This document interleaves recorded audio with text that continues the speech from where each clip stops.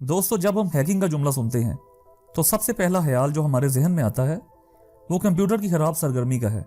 क्या ये ताहम मुकम्मल तौर पर दुरुस्त है?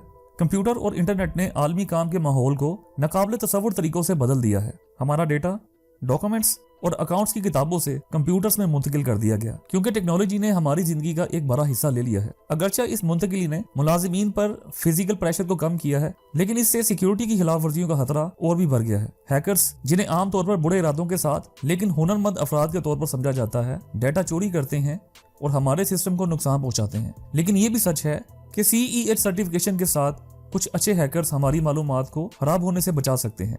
आज की ये वीडियो हैकिंग और एथिकल हैकिंग के दरमियान फर्क को बेहतर तौर पर समझने में हमारी मदद करेगी। इन्फोटेक की वीडियोस देखने के लिए हमारा चैनल सब्सक्राइब कीजिए और बेल आइकन पर क्लिक कीजिए ताकि फ्यूचर में आने वाली हमारी तमाम वीडियोस देख सकें। दोस्तों, अगरचे हैकिंग एक गैर कानूनी काम है, लेकिन एथिकल हैकिंग हिफाजती खतरात का पता लगाने के लिए सिक्योरिटी सिस्टम की खिलाफ वर्जी का एक कानूनी तरीका है। एथिकल हैकर्स सिस्टम को देखते हैं कि आया कोई ऐसी खामियां जिनका मौजूद साइबर क्रिमिनल्स फायदा उठा सकते हैं।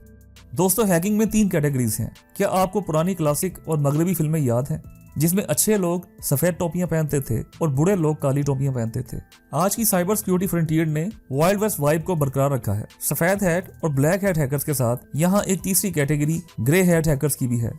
दोस्तों, अगर हैकर कंप्यूटर सिस्टम्स और सॉफ्टवेयर की गहरी समझ रखने वाला शख्स है और जो इस इल्म को किसी न किसी तरह इस टेक्नोलॉजी को खत्म करने के लिए इस्तेमाल करता है, तो ये एक ब्लैक हैट हैकर है जो कोई कीमती चीज या दीगर बदनीति पर मबनी वजूहात की बुनियाद पर ऐसा करता है। लिहाजा अगर इन 4 मकासद में से कोई भी एक ऐसा पाया जाता है जिसमें चोरी, शोहरत, कारपोरेट जासूसी और कौमी रियासत की हैकिंग पाई जाती है, तो इसे ब्लैक हैट हैकिंग कहते हैं।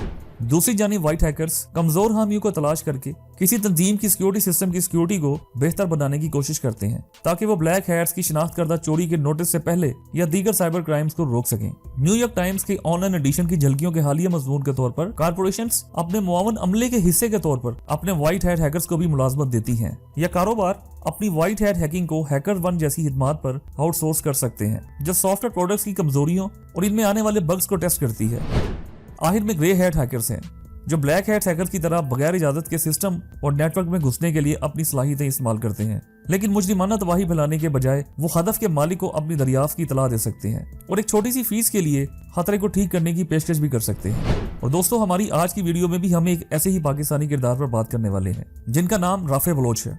राफे बलोच की सलाहियतों ने इन्हें इस मुकाम पर पहुंचाया जहां पूरी दुनिया इनकी सलाहियतों से वाकिफ हुई और वो पाकिस्तान का सरमाया और काबिल फख्र नौजवान साबित हुए।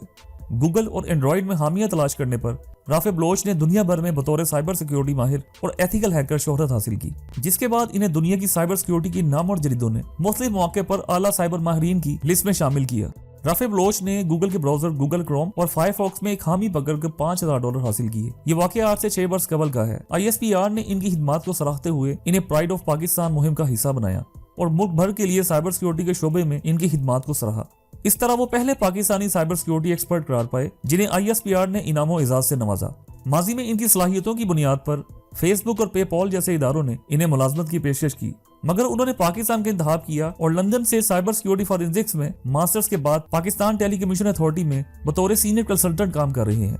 दोस्तों, राफे बलोच 5 फरवरी 1993 को कराची के general surgeon doctor Qamaruddin Baloch के घर पैदा हुए। जमाने तालिब इल्मी जिसमें नौजवान खेल कूद में मशगूल होते हैं, इस उम्र में राफे बलोच ने कंप्यूटर टेक्नोलॉजी पर न सिर्फ तवज्जो दी बल्कि इंतहाई महारत का मुजाहिरा करते हुए दुनिया के कम उम्र एथिकल हैकर बनने का एजाज हासिल करके पूरी दुनिया में न सिर्फ अपना बल्कि मुल्क और कौम का नाम भी खूब रोशन किया। 19 बरस की उम्र में 2012 में मशहूर वेबसाइट पेपॉल के नेटवर्क सर्वर की इंतहाई अहम हामी रजाकाराना हल करके इंफॉर्मेशन टेक्नोलॉजी में एक तहलका मचा दिया। इन्होंने न सिर्फ दुनिया में पाकिस्तान का नाम रोशन किया बल्कि उस कंपनी से $10,000 का बेशकीमत इनाम भी हासिल किया। राफे बलोच ने एथिकल हैकिंग एंड सिक्योरिटी के हवाले से 31 मार्च 2016 को सिंगापुर में दुनिया की सबसे बड़ी कॉन्फ्रेंस ब्लैक हैट कॉन्फ्रेंस में bypassing browser security policies for fun and profit में इंतहाई जानदार और हैरानकुन मालूमात पर मुबनी लेक्चर देकर दुनिया भर के माहिरीन को हैरत में मुब्तला कर दिया। इससे पहले रोमानिया में होने वाली डेफ कैंप कॉन्फ्रेंस में भी इनका मुकाला शामिल किया गया।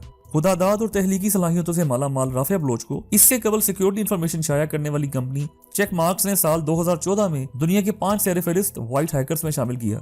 दोस्तों, राफे बलोच को ये एजाज Android open source platform browser 4.3 के वर्जन में एक सिक्योरिटी हामी दरियाफ्त करने पर मिला।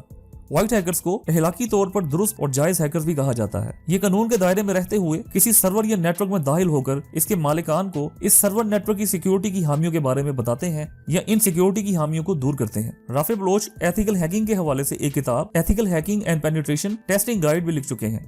नौजवान पाकिस्तानी मुसन्निफ की इस किताब को दुनिया भर में पजीराई मिली। रजाकाराना तौर पर नुमाया कारनामे सर अंजाम देने पर इन्हें माइक्रोसॉफ्ट और एप्पल समेत 20 वेबसाइट्स की हॉल ऑफ फेम में शामिल किया गया। उन्होंने कहा, मैंने इन ब्राउजर्स के एड्रेस बार्स में मौजूद ऐसी खामियों की निशानदेही की थी जिनके जरिए हैकर्स सारिफीन की डाटा तक रसाई हासिल कर सकते थे। इन ब्राउजर्स में मौजूद खामी की वजह से हैकर सारिफीन से ऐसी वेबसाइट सर्च करवा सकते हैं जो सारिफीन का डाटा चोरी करती हैं, और इस खामी के बायस ये बुरी वेबसाइट्स किसी असल और जायज वेबसाइट के रूप में जाहिर होती हैं। इस खामी की वजह इन ब्राउजर्स में मौजूद बाज़ जुबानें थीं जो दाएं से बाएं शुरू होती हैं, जिनमें अरबी और उर्दू हैं। इसके अलावा पेपॉल, फेसबुक और दीगर टॉप आलमी कंपनियों के सॉफ्टवेयर में खामियां दरियाफ्त हुई, जिसे इनके इदारों ने बाकायदा तौर पर तस्लीम भी किया। मुल्क में साइबर क्राइम्स की शरह बहुत ज्यादा हो चुकी है। साइबर क्राइम्स का शिकार ज्यादातर लड़कियां और खवातीन होती हैं। फेसबुक और दीगर सोशल मीडिया प्लेटफॉर्म्स के इस्तेमाल के दौरान ऐसे वाकयात रोनुमा हो रहे हैं, चूंकि मोबाइल फोन के इस्तेमाल के दौरान भी शऊर की कमी की वजह से बहुत सी बेहतियाती सामने आ जाती है, जिसकी वजह से अक्सर डाटा हैक हो जाता है। हत्ता कि गूगल ड्राइव के जरिए व्हाट्सएप को भी हैक किया जा सकता है। फेसबुक पर शिकायत की सूरत में ज्यादा अच्छा रिजल्ट नहीं आता क्योंकि इनके अपने कवानीन हैं, और मैंने सोशल मीडिया प्लेटफॉर्म्स पर हिफाजती और एहतियाती तदाबीर के हवाले से वीडियोस बनाई और ब्लॉग्स भी लिखे हैं, जिन्हें देख के खास तौर पर खवातीन और लड़कियां अपनी हिफाजत को यकीनी बना सकती हैं। उन्होंने कहा कि मुझे बहुत से मुल्कों से ऑफर्स हुई थी। जब मैं बरतानिया में था तो मुझे फेसबुक से ऑफर हुई थी, लेकिन मैंने वो कबूल नहीं की क्योंकि अमेरिका, बरतानिया वगैरह साइबर सिक्योरिटी में बहुत काम कर चुकी हैं। लेकिन पाकिस्तान में ज्यादा जरूरत है क्योंकि हम अभी डिजिटल टेक्नोलॉजी के इब्तदाई मराहल में हैं, और जो पॉलिसीज अब बनेंगी वो पाकिस्तान में आने वाली नस्लों के मुस्तकबिल का फैसला करेंगी। साइबर सिक्योरिटी और कौमी सलामती एक दूसरे से मुंसलिक है। सरमायाकारी के लिए साइबर सिक्योरिटी का पहलू इंतहाई अहम है, और पाकिस्तान के साइबर सिक्योरिटी इंफ्रास्ट्रक्चर को महफूज बनाना सरमायाकारी के लिए नागुरेज है। अगर हम दुबई और सिंगापुर की मिसालें लें तो उन्होंने अपना ई गवर्नेंस मॉडल मुतारिफ कराया है, जिससे उन्होंने मिसाली तरक्की की है। इसीलिए नादरा ने साइबर सिक्योरिटी के हवाले से कुछ अहम इकदाम किए हैं। जब उनसे पूछा गया कि आप पीटीए से मुंसलिक हैं और ये इदारा साइबर सिक्योरिटी के हवाले से क्या इकदाम उठा रहा है, तो उन्होंने कहा, पीटीए चेयरमैन के विजन के तहत साइबर सिक्योरिटी के बहुत से इकदाम किए जा रहे हैं जो आज से पहले नहीं किए गए।